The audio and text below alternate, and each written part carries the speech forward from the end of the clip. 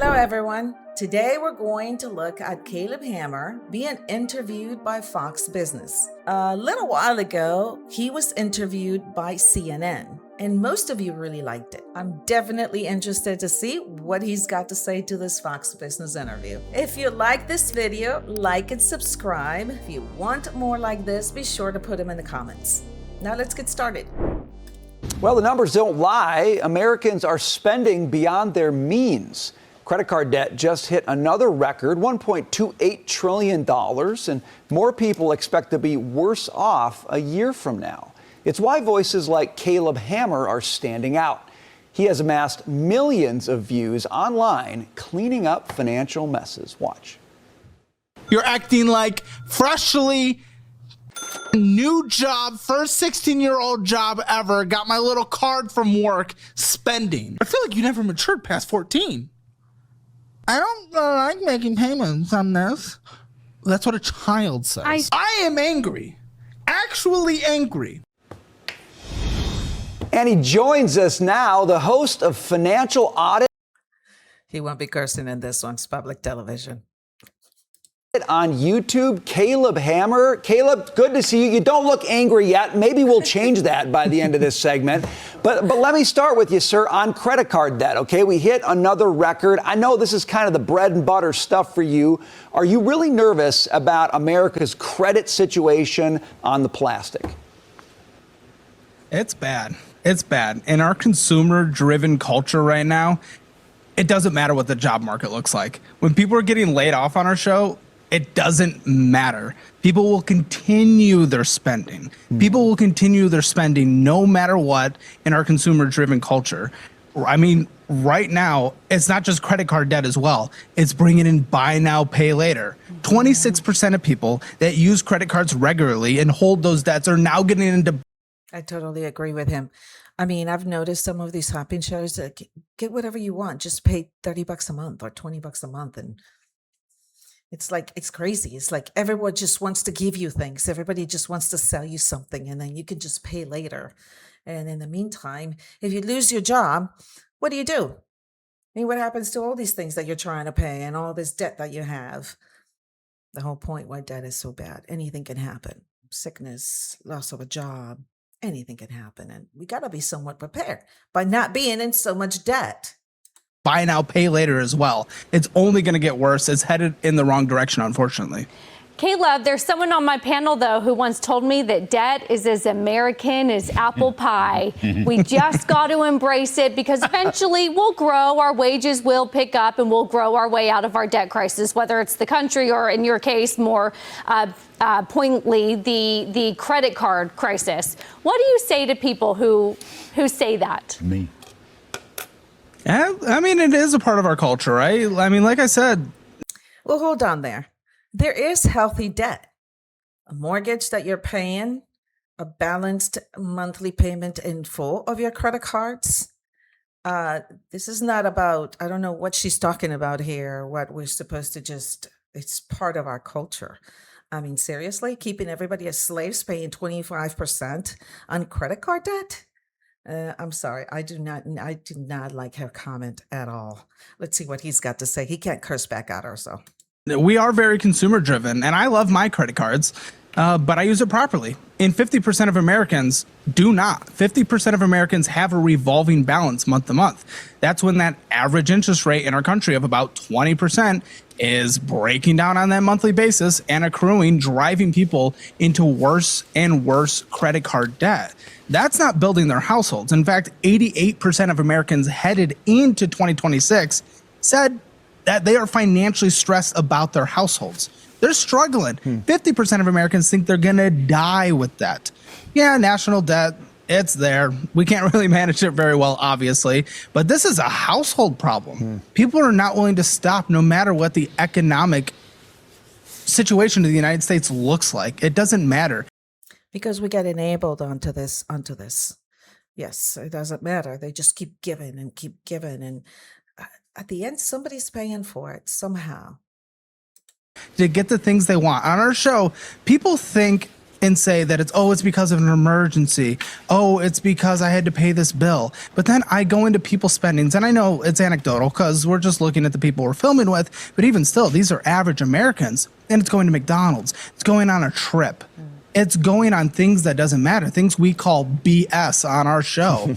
And that's what they are willing to just put on their credit cards to make sure they're happy and living the things that they feel they're entitled to, a part of our culture. So you're right. It is American, but it's bad. Caleb, this is Marcus.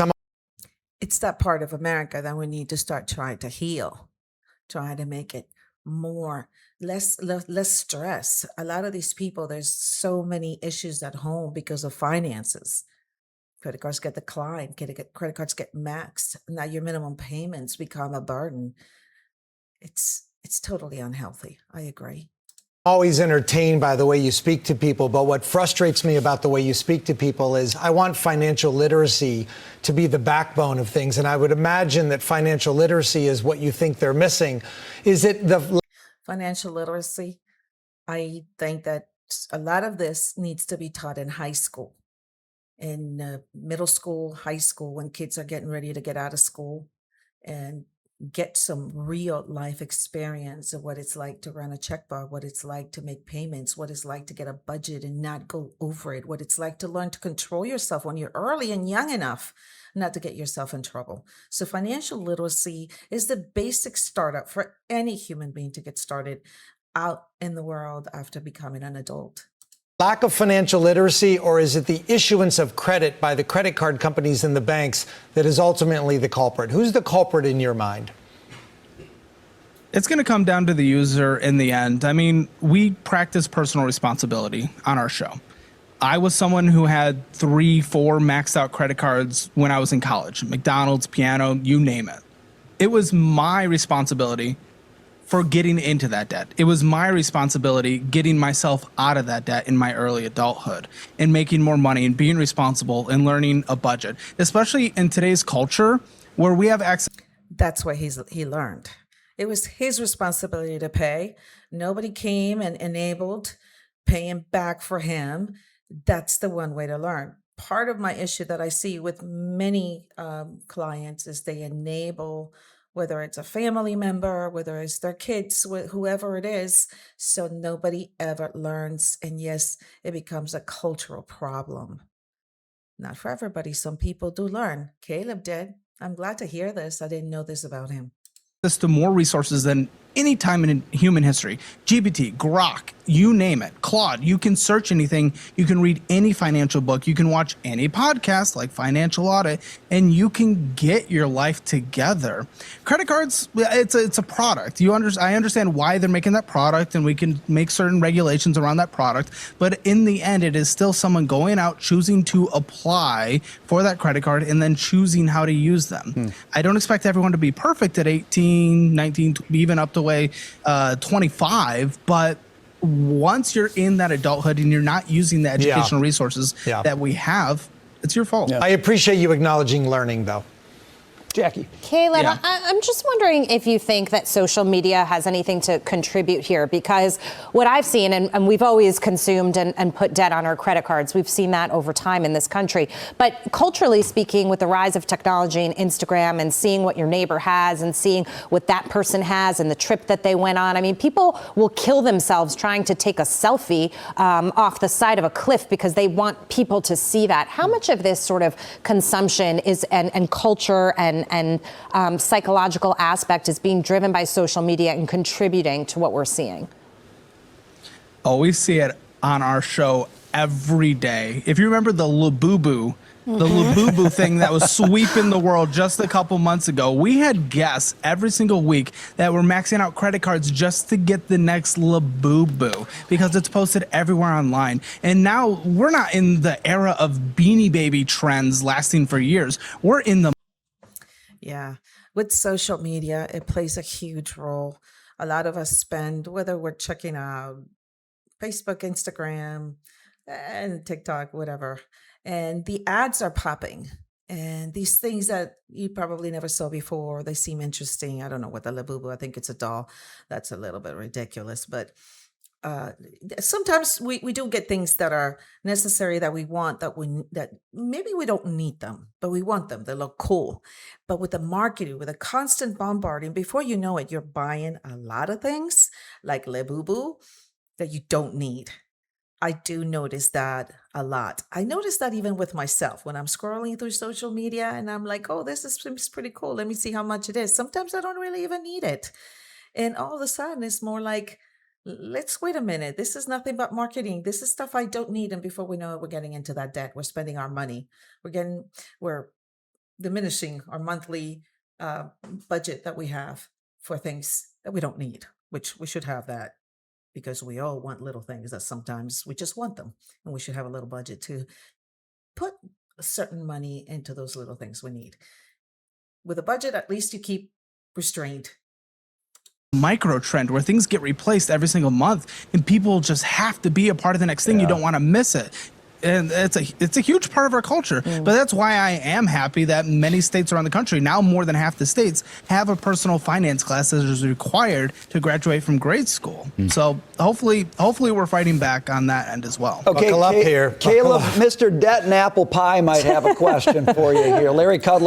So glad he touched base on that. Yes, high school kids. Sometimes I feel like I should go and teach a class or at least just one day, one morning to 17, 18-year-olds that can get that education that could give them so much more freedom in their life, not a financial debt and slaves to paying interest rates and high interest credit cards and getting into the wrong things and just totally not having idea what they're paying for, which is another thing that I notice in many things, whether it's insurance, whether the kids need a good education, good literacy, what they're buying and how they're going to pay for it.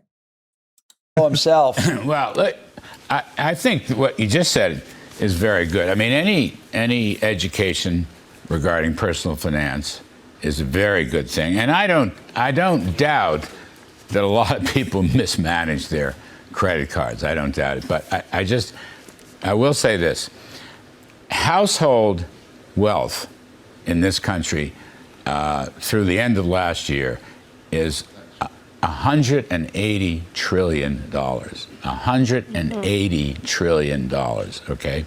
That's everything. Stocks, bonds, homes, cash, blah, blah, blah. And, less liabilities, less credit card debt. So your number 1.28 trillion, I think that was the number of credit card debt. Yep, that's right. Okay, but 180 trillion is bigger than that. Actually, I'd go a step further because I do believe debt is as American as apple pie. Sure. The country was founded on debt. Alexander Hamilton, God bless him. I just spoke to him a few weeks ago. But the point is we have debt in federal debt in public hands, which is about. Nobody's saying we should have no debt. We're saying there's healthy debt, then there's an unhealthy debt, and there's an unhealthy purchases. Unhealthy debt is more so. I'm not sure. I'm a bit confused with what he's talking about. And then he says the country was founded on debt. Maybe it was unhealthy debt. I'm not really quite sure, so I can't comment on that. But I'm a bit confused where he's trying to get to here. About $30 trillion, okay? And that's even bigger than this 1.28 trillion. Right. But again, compared to 180 trillion of household wealth, it's a debt equity ratio that any company would be proud of. That's right. And the other one, 1.28 trillion. I mean, it wouldn't show up on the you'd have to go from logs to indexes anyway. I just don't. It's not a catastrophe, okay? And we're living in a very prosperous times, and people, if you produce, you create income. Consumers spend their income, but I get it. I see. He's looking at it as the picture as a whole, right? But let's look at this. Who's got the majority of assets? The very, very minority of people, less than 1%. The very, very wealthy. That's why we have all these assets. But what happens to the people that are not in that 1 or 2%? Okay, That's what we're talking about. We're not talking about the whole country as a whole with all the millionaires and billionaires and trillionaires out there. Education part, I'm going to give you a lot of credit, Caleb. The education part is really important, and I think that is missing from the story. All right, Caleb, we'll give you the last word on this one. Yeah, absolutely. I do agree. We live in a very prosperous country, and a lot of people are lucky. I'm not freaking out on credit card debts in terms of like collapsing the U.S. economy. I don't want to bring it to that level. That's not what I'm trying to say. But from a household to household concern, where people are maxed out, where Exactly. This is the majority of the people. I mean, there was a percentage that we talked about. We're not talking about the whole country, including all the billionaires that have all this wealth out there. Not everybody has that. This is the majority of the people, or a high percentage of Americans in this trouble, in this kind of high credit card debt. I'm not sure why that was brought up. 50% are carrying those balances month over month at a 20% interest rate. People can't afford emergencies with that. Half the country says they can't afford an emergency if it pops up of like $1,000. The majority of Americans are feeling uncomfortable headed into this year about personal finances, and credit cards are bad. Card debt can be good. Credit cards can be used right. We love mortgages. I'm assuming everyone on the panel loves a good mortgage. I'm not complaining about debt in general. I use it myself. Exactly. Healthy debt. A good mortgage you can pay every month. You have your fund, you have your savings for in case something happens for 2 or 3 months, you budget accordingly, and peace comes along. And when finances are easy and comfortable, it's a very nice life. It's a very comfortable life. But irresponsible credit card usage is bad for the household. Yeah, I agree with that. I mean, that's a key point. Okay, we found agreement between the guy who helps people fight debt and Mr. Apple Pie and debt himself. That's an amazing thing. Caleb Hammer, that was so fun to hear from you. Thanks for being with us today. We'll see you again soon, I hope. And Okay. Well, that was very interesting. I don't think some of the people asking the questions really understand what Caleb is doing. It's our culture. It's almost like saying it's okay. And this is the whole point, that he's trying to teach people this is not okay. Or compare the entire country to where is a percentage of people, which is a high percentage of people with this problem. Maybe in a way they don't really quite understand what Caleb is doing, and these households, maybe they make a lot more money and they don't have this problem. It's a possibility. So I got confused there a few times, but I really enjoyed it. I think it was a good and interesting thing, and I am so glad that they talked about education and teaching kids before getting out of high school how to manage their finances. Would be an absolutely great plus in our society. If you like this video, like and subscribe. If you want more like this, put them in the comments below, and I will see you next time.